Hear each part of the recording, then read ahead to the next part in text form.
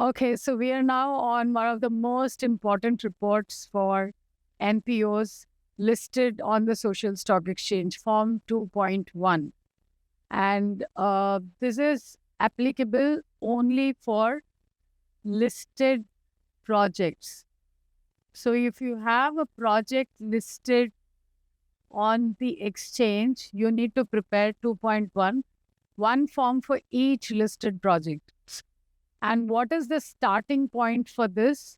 The starting point is actually in your FDR. FDR, if you recollect, is your fundraising document.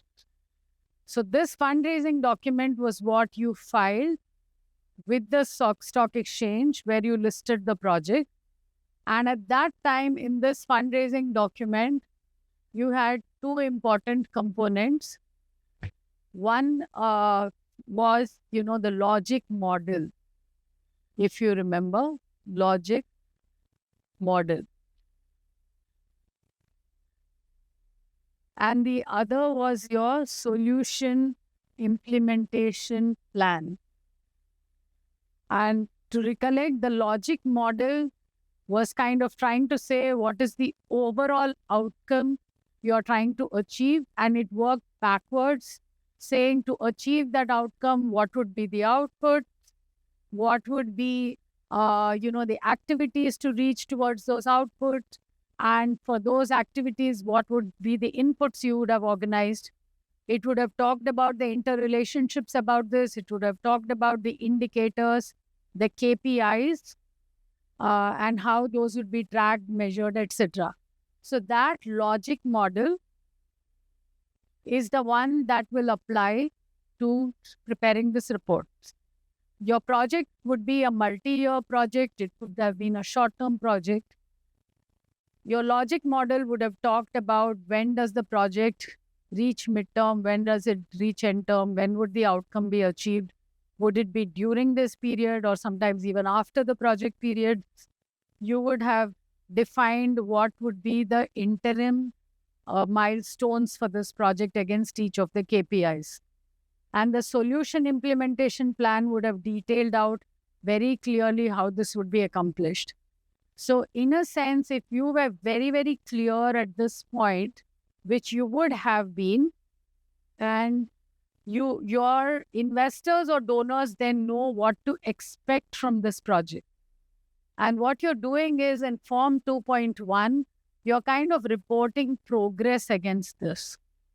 Basically, that is the sum and substance of 2.1. 2.1 is detailed, as you can imagine.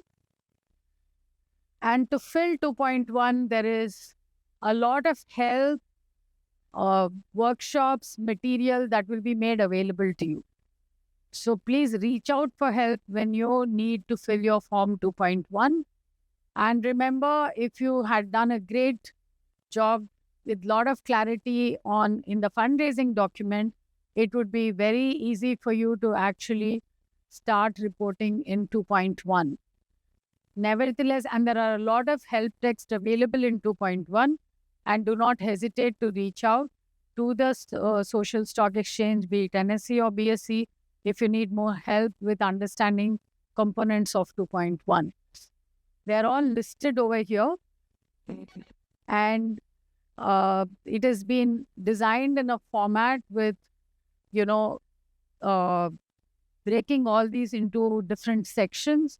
And it goes in a very logical order. So if you start filling that form, it will also bring a lot of clarity to you in your mind. And then if there's any terminology that you're not able to understand, I'm repeating that you can always ask for help. And there will be separate videos that you can expect that would come out on this topic. So moving on, 2.1 begins with, like 1C, it begins with self-reporting by you, the NPO. And then if some of you are the impact assessors who are watching this, there's a great role for you to play in 2.1.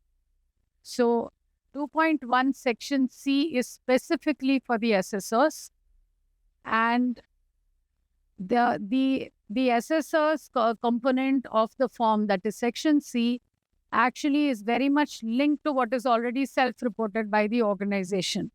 So you would be commenting on those aspects and including other, not just the performance on the outcome, but stakeholder feedback and important elements like convergence, which is very critical, convergence, contribution, knowledge management, and sustainability, and would also point out issues for achievements. So if you see the Form 2.1 and Form 1C, which are the annual social impact reporting formats, they provide for a learning loop. There is an external assessment, an independent assessment. There are comments from the assessors. There are conversations. So there's confirmation. Here also section D is confirmation, meaning you have read, you have understood, and there are action points here. So in the subsequent years, there are questions in this format to say whether you have incorporated and what happened against that. So that brings us to certain resource material for you. This has been possibly a very, very comprehensive, detailed session that we had, packing in too many things, so don't feel overwhelmed. There are resources that you can fall back upon. There are links to the SEBI, ICDR, and LODR regulations, which are at the core of all of this. Then you have the NSE and the BSE links. These will be dynamic. There will be more and more content, updates, etc. coming there.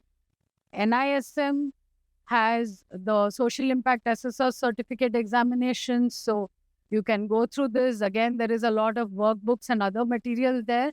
So NISM will be a great learning resource, not just for the assessors, but also the NPOs and FPAs.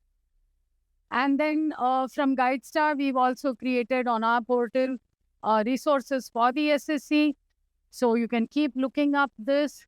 Then there are some NPO sector resources like India's Million Missions report, which helps you understand about the nonprofit landscape, be it you're an assessor or an NPO, so that the assessment or the needs, etc., can be considered in the overall context of the development sector. So that brings us to the end of this segment. And I hope this has given you a good understanding about registrations and listings for both NPOs and FPEs on the social stock exchange. So I'm very grateful to NISM and all the other stakeholders, including SEBI, for kind of giving us this opportunity. I am Pushpa Aman Singh from GuideStar India, and you can always reach out to me through these links and resources. Good luck to you and thank you.